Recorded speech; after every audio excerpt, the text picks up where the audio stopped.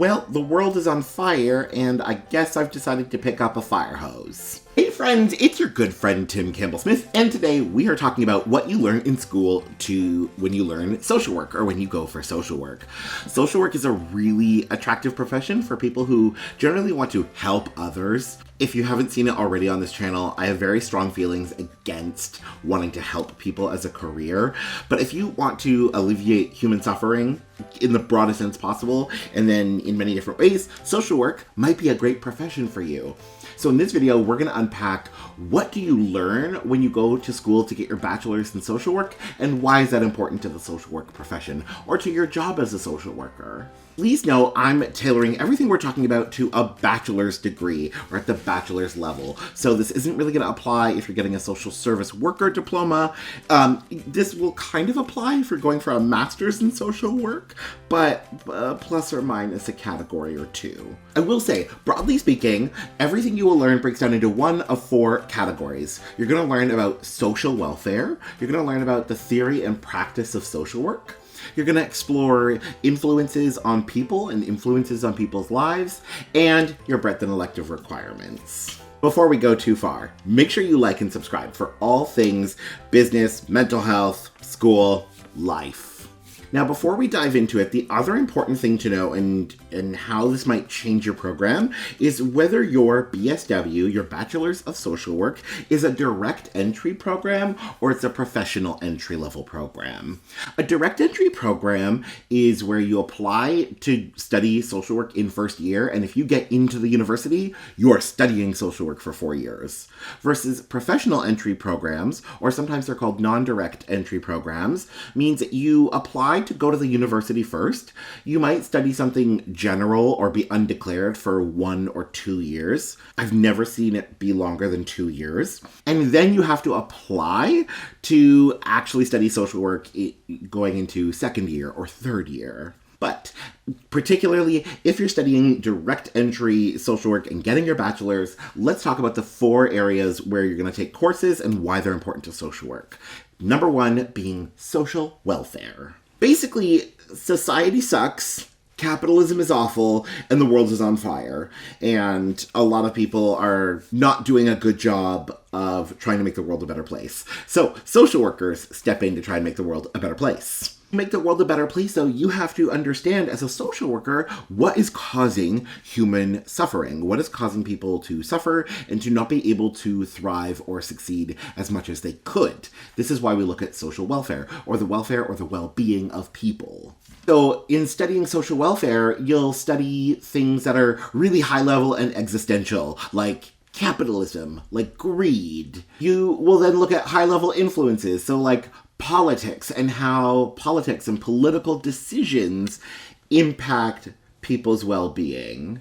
And then with social welfare, you'll also explore just everyday little things. Before you can work to alleviate human suffering, you have to understand what can cause human suffering. So classes that you'll actually take in this category will include, every program I've seen has an introduction to social welfare class. So you will actually explore social welfare.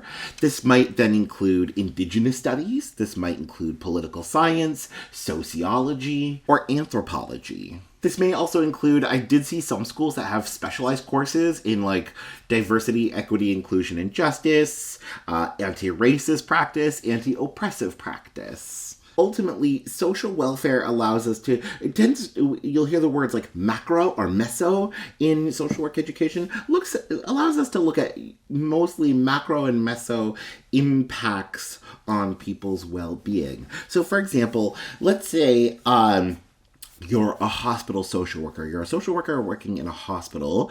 So you get to know patients and their families, find out if they need anything, any particular services, and they don't know how to access it.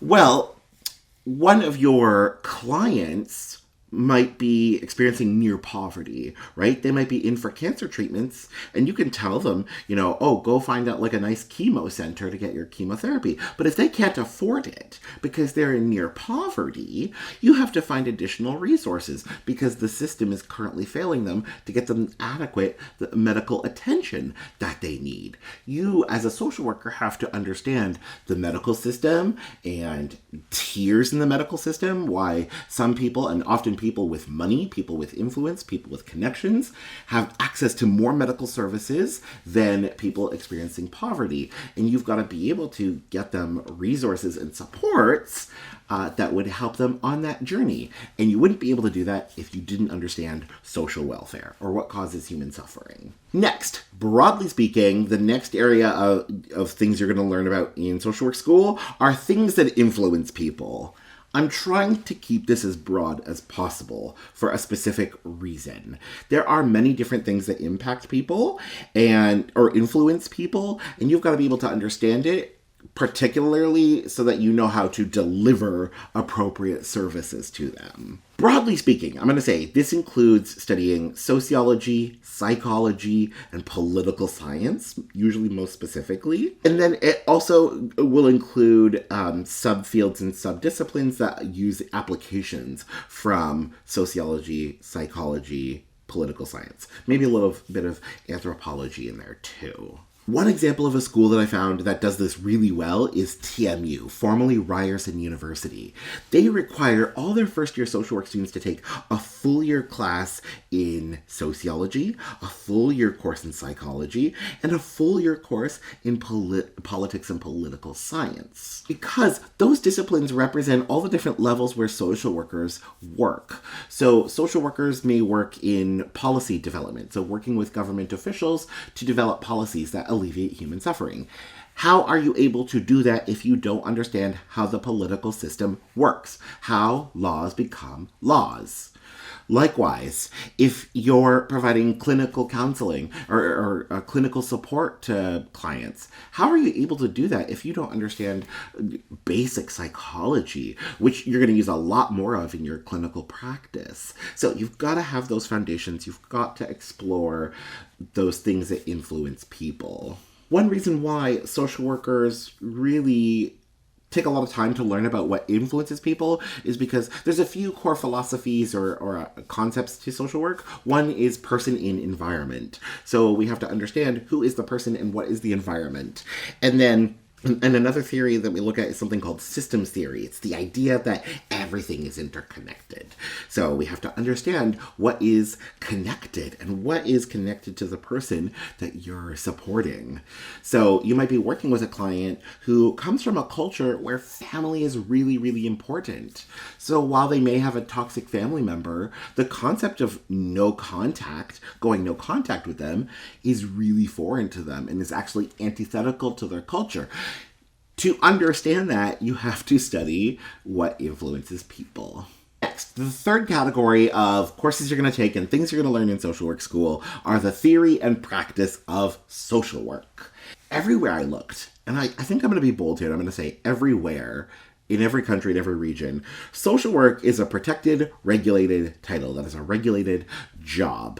So you have a registering body. You have rules you have to follow. You have ethics you have to follow. You have core practices you have to follow. In school, you obviously have to learn those things. This is going to be a core tenet of your curriculum. This is going to be a core part of what you learn. Typically, in first year, you're only going to take 1 to 2, maybe 3 max courses in the theory and practice of social work. And then as your years increase, you're going to take more and more and more.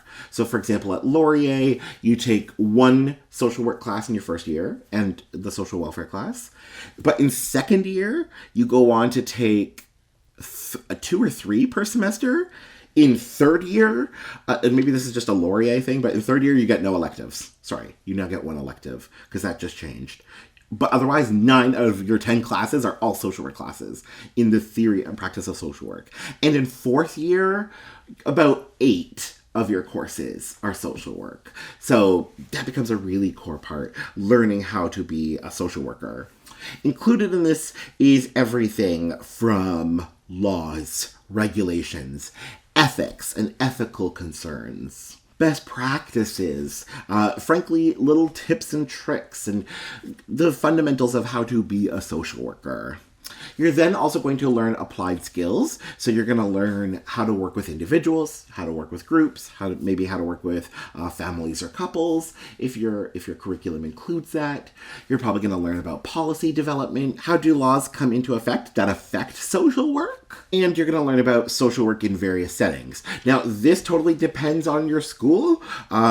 Every school I've seen that offers a Bachelor's of Social Work does have some curriculum on social work in different settings, but it totally depends on your school. So, for example, Laurier, which obviously I'm thinking a lot about, Laurier has courses specific to social work in healthcare, social work in community agencies and like community settings, and I think there's some work with like people with disabilities. Finally, this category of what you're learning, theory and practice, will also include your practicum. This is where the specifics depend on your region. I'm in Ontario, but for a Bachelor's of Social Work to be accredited and to graduate out of a Bachelor's Social Work program and to be able to go on to call yourself a social worker out of university, you have to do a certain number of practicum hours. So you actually have to go and practice what you learn. So in this category, in the theory and practice of social work, I would say it's a pretty even split, if not maybe a little bit heavier on the experience side.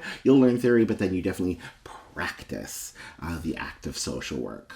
Please note, in your master's, if you go on to an MSW, a Master's of Social Work, most, if not all of your courses will be in social work. Finally, I would actually break this category down into kind of two areas, depending on how your school works, but there's breadth requirements, electives, and research. So in every degree, you don't just take, 40 classes in social work. And not even just like social work and social welfare. You get to choose some of your classes as well. So these are your electives and your breadth requirements. You can do them for general interest. You can do them things that you think will make you a better social worker. Totally up to you. This would also, though, include research methods. Again, schools vary in how they teach and how they require research methods. At Laurier, this just changed. So now we're down to, I think we're only required to take one qualitative methods course, but I've definitely seen some programs that require quantitative as well. And when you go on to like a master's, definitely a PhD, you're doing a lot more research methods and learning about research methods as well. And that is everything that you learn in social work school. So you're learning about social welfare, things that are impacting people and influencing and then you're also learning what influences people, what influences their lives, everything from their geography, where they live, what services are available, their families, their religious beliefs, their personality and their identity. You then also learn how to be a social worker. What does it mean to be a social worker? You explore the theory and then you actually practice it.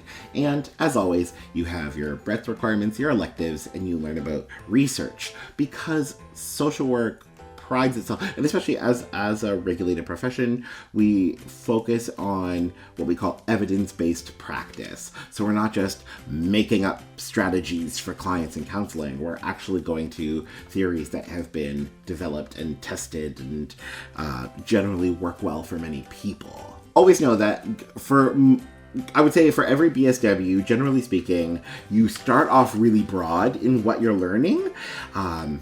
So you might only have a couple social work classes, and then in second year it becomes a little more specialized, and it becomes a little more specialized, so that in your fourth year you are really fully training to be a social worker. Comment and let me know. What about this excites you? Is there any part of this curriculum that excites you and kind of piques your curiosity? As always, make sure to like and subscribe for all things higher education, business, mental health, photography, and life.